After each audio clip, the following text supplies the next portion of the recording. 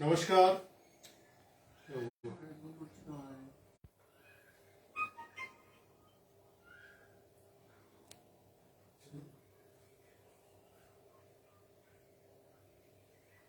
नमस्कार, मैं युधिष्ठिर वरुण और आप देख रहे हैं स्वर्ण भास्कर डिजिटल। आज ऐसी एक खास शख्सियत से मुलाकात कराएंगे जो किसी परिचय की मोहताज नहीं है, जो इस अपने फिरोजाबाद शहर में कई वर्षों से लगातार आते रहे हैं। आज हमारे इस कार्यक्रम में उनसे बात करने का और आपसे योग एवं वेदांत के बारे में बताने का जो है पूरा समय जो मिलेगा, उनमें सीधे चलता हूँ। ऐसे स्वामी जी श्री राघवानंद जी महाराज वेदांत मार्कंड है। तो सबसे महाराज जी, आपका हमारे चैनल पर बहुत बहुत स्वागत है। जी जी महाराज जी, योग और वेदांत एक आप जैसे अभी शिविर चल रहा है आपका, योग और वेदांत, तो योग और वेदांत क्या है? भारतीय 6 दर्शन है, जिसमें योग दर्शन, सांख्य दर्शन, वैशेषिक दर्शन, न्याय दर्शन, पूर्व मीमांसा, उत्तर मीमांसा। तो एक तो योग दर्शन जो महर्षि पतंजलि द्वारा प्रणीत है, और दूसरा वेदांत दर्शन जो व्यास जी का द्वारा बनाया हुआ और भगवान शंकराचार्य का टीका है। तो योग वेदांत 2 चीजें लेकर चलते हैं। तो योग में ध्यान का होता है। मनुष्य के जीवन में दुख के 2 मूल कारण हैं। एक है गलत समझ, एक है मन की चंचलता। आप कभी दुखी हो, अशांत हो, परेशान हो, या तो मन चंचल है या समझ ठीक नहीं है। तो दोनों कारणों मिटाने के 2 प्रकार की साधनाएं हैं। एक योग साधना, एक ध्यान साधना, और एक है ज्ञान साधना। आप गीता में पढ़ते हो ना, ध्यानेन आत्मन पश्यन्त केचित् आत्मानम् आत्मानम् अन्ये सांख्येन योगेन कर्म योगेन चापरे अन्य तम जानत्वा श्रुत्वा नैव उपासते ते विचान्तरन्ते मृत्यु श्रुति परायणः। भगवान का ध्यानेन आत्मन पश्यन्त केचित् आत्मानम् आत्मानम्। कुछ लोग आत्मा को आत्मा से आत्मा में ध्यान के द्वारा देखते हैं, अन्य सांख्येन योगेन, अन्य सांख्यों के द्वारा, अपरे कर्म योगेन, तीसरे कर्मियों के द्वारा।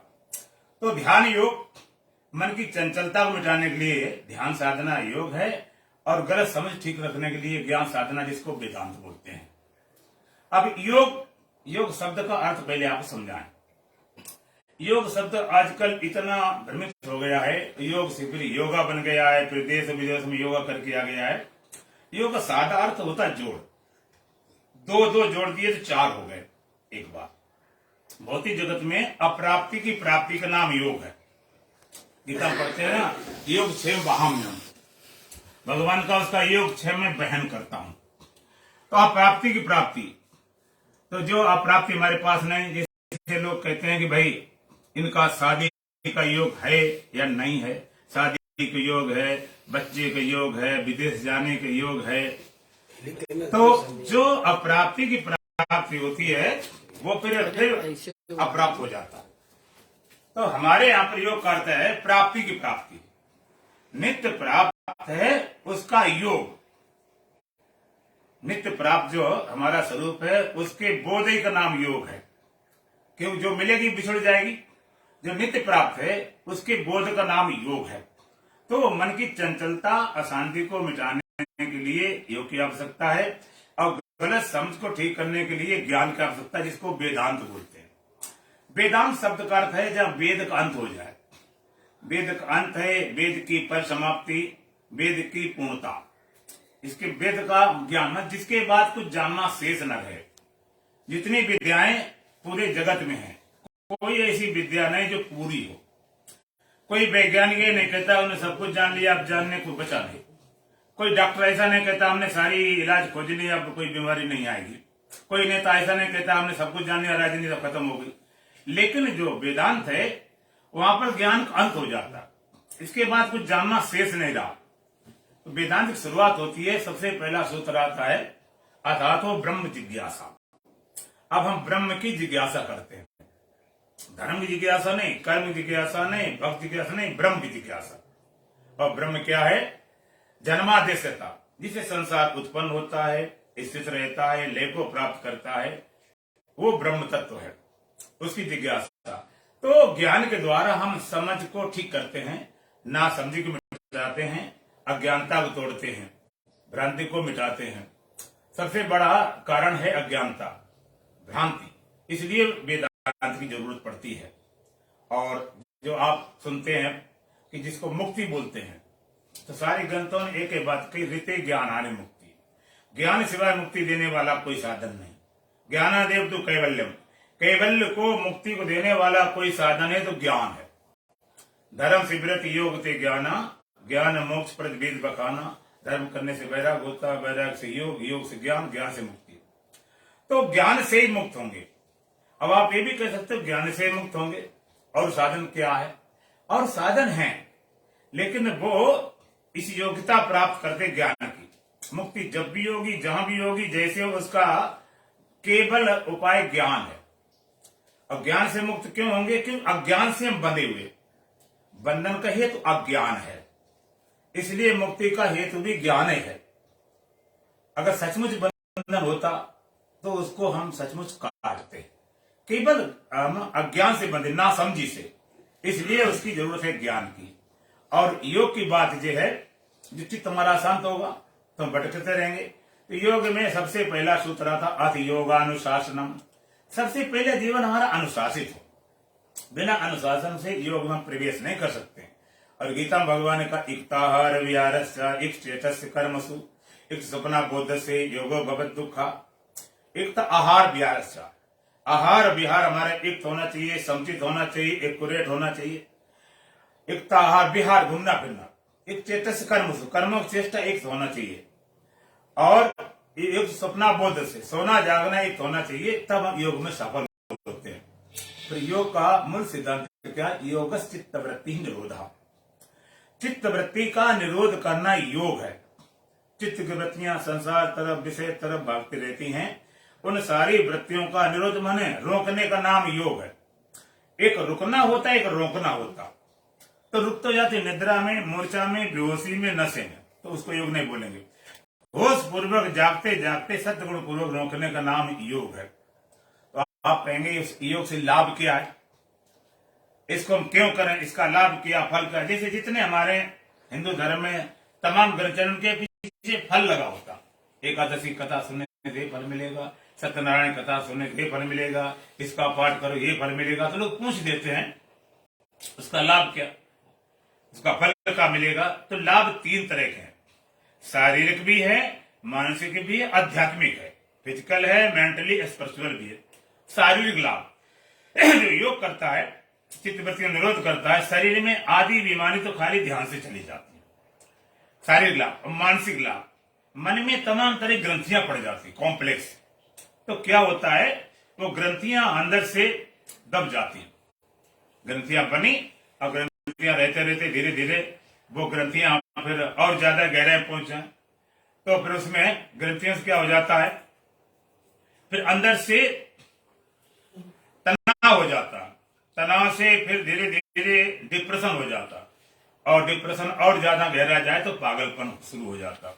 तो मन में जो ग्रंथियां घुलती हैं, कटती हैं, मिटती हैं, तो ऐसा लगता है जैसे कोई बोझा रखे हो, और बोझा जब फेंक दे तो कितना हल्का मालूम पड़ता, रिलीफ मालूम पड़ता। इस तरह की वृत्तियां घुलती हैं तो शांति मिलती है, उसको अंदर संतोष मिलता है। और तीसरा मुख्य लाभ इसका आध्यात्मिक, स्पिरिचुअल। चित्त वृत्तियां रुकेंगे तो क्या होगा, तदा दृष्टु स्वरूप अवस्थाना। यो कहता उसमें दृष्टा अपने स्वरूप में स्थित हो जाता।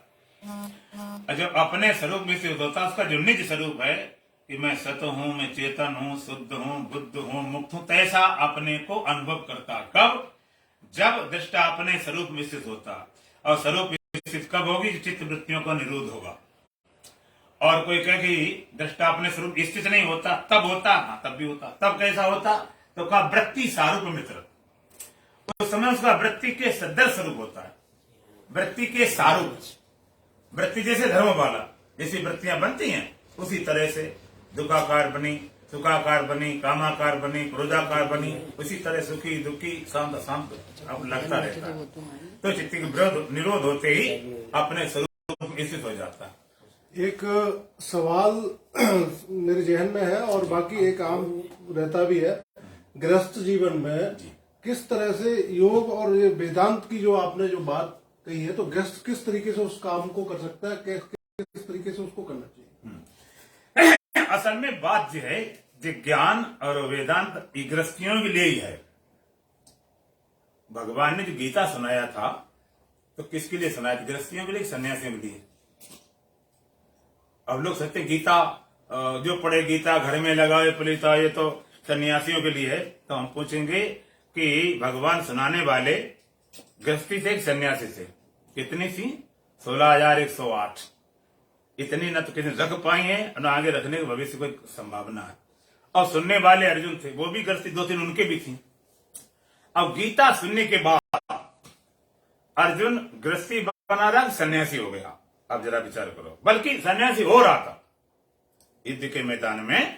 जब उसने कहा अर्जुन ने कि भाई भगवान मेरे रथ को दोनों सुना बीच में खड़ा करो, तो भगवान खड़ा कर दिया। तब कहता ये तो पितामह है, चाचा है, ताऊ है, मामा है, साले हैं, पुत्र हैं, पौत्र हैं, इनको मानने से बड़ा भारी पाप लगेगा, स्त्रियां दूषित हो जाएंगी, वर्ण संकर फैल जाएगा। ये पितामह पूजनी है, वंदनी है, गुरु द्रोणाचार्य हैं, गुरु कृपाचार्य हैं, इनको मानना बड़ा पाप लगेगा।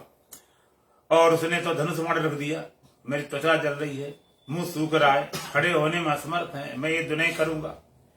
राज्य के लिए वो कहता है कि अगर मुझे अर्जुन दुर्योधन मारे तो मरना स्वीकार है, युद्ध नहीं करूंगा।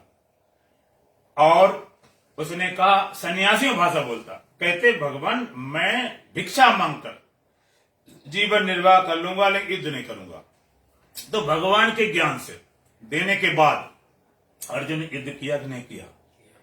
आप कहते हो कि ये ज्ञान अगर गृहस्थियों को लेने किसके लिए है? जो भाग रहा था, पलायन कर रहा था, इस विद्या ने उसको फिर युद्ध में लगाया और ऐसा ज्ञान दिया कि तत्सर्वेश कालेश मां इच्छा, सब काल मेरा स्मरण कर युद्ध भी कर। युद्ध करते हुए जो गीता हमारा है, ये ज्ञान पूरा सब कुछ करता तब वो करता। एक तरफ गीता का मूल उद्देश्य क्या है? एक तरफ तुम सब कुछ करते जाओ, एक तरफ कर्मों का जरा भी लेस नहीं। पूरे गीता भगवान ने कहा, नए भगवान शुरू से कहा ये कर्म, भगवान ने कहा जितने कर्म होते हैं सब प्रकृति द्वारा हो रहे, मैं तुम करने वाले नहीं हो। अर्जुन घबरा रहा था कि भाई कैसे होगा, क्या होगा? तो भगवान का तो प्रकृति क्रिया माना गुणे कर्माणि सर्वसा अहंकार विमूढ़ात्मा कर्तामिति मनते। सारे कर्म प्रकृति के गुणों द्वारा हो जाते हैं, लेकिन व्यक्ति अपने कर्ता मानता है। पूरे गीता और जगह कहा, भगवान ने कहा प्रकृत्याच कर्माणि क्रियामाण सर्वसा या पश्यत तथात्मानम अकर्तारम सा पश्यते। जो सब कर्मों को सब प्रकार से प्रकट करे ऐसा जानता है और आत्मा को कर्ता देखता, उसी को देखना ठीक है। और जगह का नान्या गुणेभ्य कर्तारम यदा दृष्टानुपश्यति गुणे विश्चा परम बेटी मद भावम सुदगच्छति। जो गुणों के अलावा किसी कर्ता नहीं देखता है, तीनों गुणों से पार होकर मेरे भाव को प्राप्त कर लेता है। एक जगह पे तो कमाले बोल दिया, नैव किंचित करोमीति इक्तो मन्ये तत्त्ववित् पश्यन् श्रवणन् स्पर्शन् जिघ्रन् असनन् गच्छन् स्वपन् ससन प्रलपन् विसर्जन् गिरहन् उन्मिषन् निमिषन् इंद्रियाणि इंद्रियार्थेषु वर्तन्ते धारयन्। भगवान का तत्ववेता निश्चय जानता, मैं कुछ भी करने वाला नहीं। तत्ववित्त महाबाहो गुण कर्म विभागयो गुणा गुणेषु वर्तन्ते इत महत्वान सजते। तत्ववेता जानता है, जो गुण और कर्मों के विभाग को जानने वाला उसका नाम तत्ववेता। उसका क्या निश्चय है?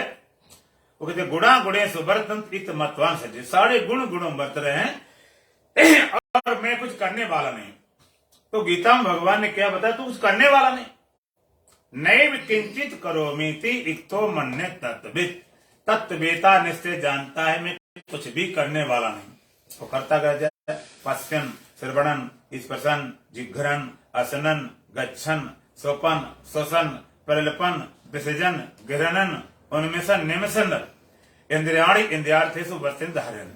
जो मैं कुछ भी करने वाला नहीं। पश्यन् माने देखते हुए, श्रवण माने सुनते हुए, स्पर्शन स्पर्श करते हुए, जिघ्रन् माने सूंघते हुए, असनन माने भोजन करते हुए, गच्छन माने जाते हुए, प्रलपन माने बोलते हुए, विसर्जन माने त्यागते हुए, इंद्रियाण इंद्रियार्थेषु वर्तन्ते, इंद्रियां अपने अर्थों में बरत रही हैं, ऐसा उसका निश्चय होता है। मैं करने वाला नहीं, इंद्रियां अपने अर्थों में बरत रही, अर्थवा गुण गुणों में बरत रहे। अर्थों माने अपने विषयों, जैसे कान शब्द सुन रहा है, त्वचा स्पर्श कर रही, रसना रस को ले रही, नासिका गंध ग्रहण कर रही, आंख रूप को देख रही। गुण गुणों में बरतते हैं। ये आपने कई बार सुना होगा कि गुण गुणों में बरतने क्या अर्थ होता है। जब गुण गुणों को बरतने का अर्थ समझाएं, जैसे मैं बोल रहा हूं, कैसे बोल रहा हूं? वाणी से। वाणी कैसे बनी? आकाश के रजोगुण से बनी। आप सुन रहे कान से, कान आकाश सतगुण से बना। इधर रजोगुण है, उधर सतगुण है, इधर क्रिया हो रही है, उधर ज्ञान हो रहा। आप जो वाणी द्वारा बोला जा रहा, तो बोलने वाला जानता नहीं कि मैं क्या बोल रहा हूं, और सुनने वाला जान रहा, तो जानने वाला दोनों जगह एक ही है। गुण गुणों में बरत रहे हैं। और देखो, आपने कभी भजन गाया हो, आप जब भजन गाते हो उस समय सुनते भी हो कि नहीं?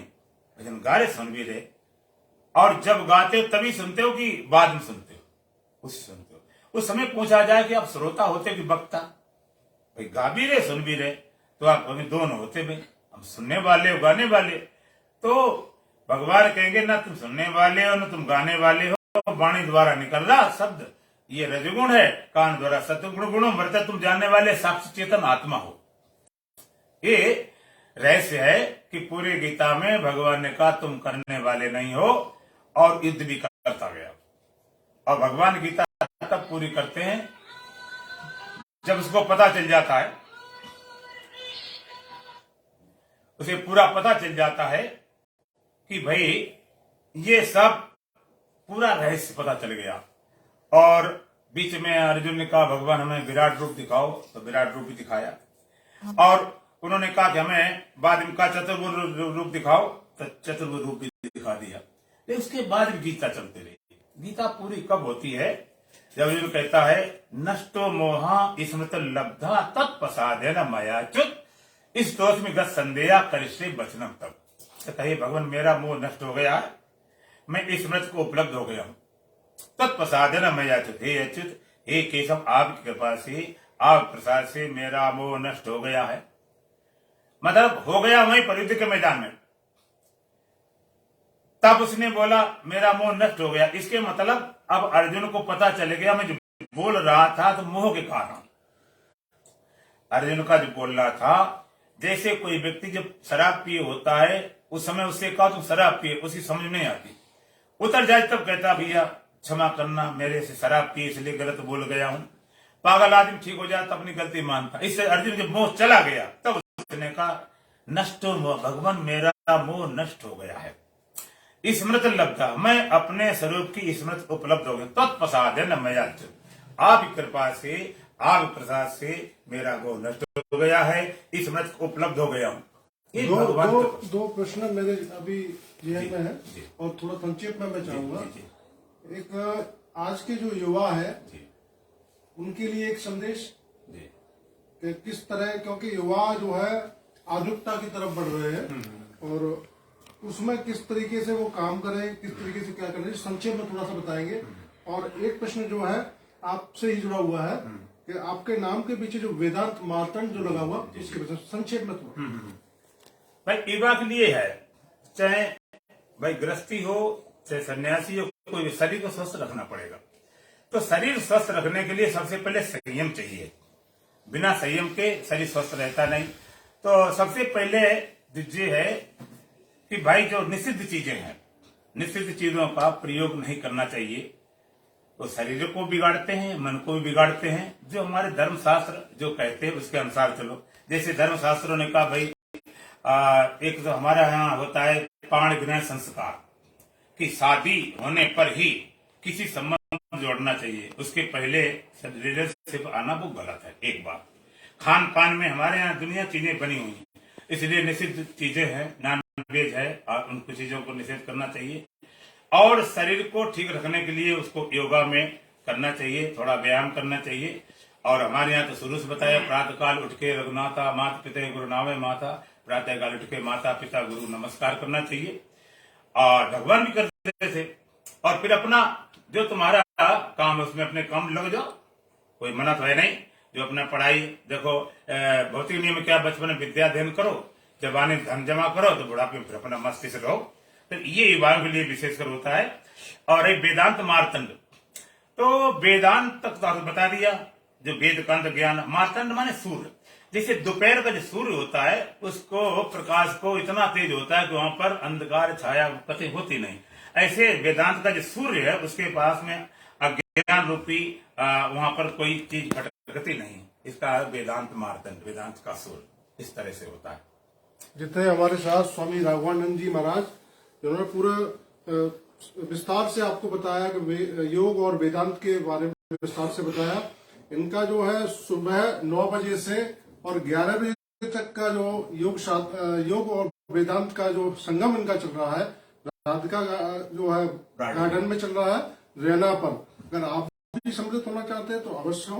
2 दिन चलेगा, कल परसों 2 दिन का और शेष है। 13 जो है ये मार्च से शुरू हुआ और 19 मार्च तक ये चलेगा। हाँ, प्रेमचंद अग्रवाल के समय निवास है, के लिए यूके दीक्षित हो जाएगा।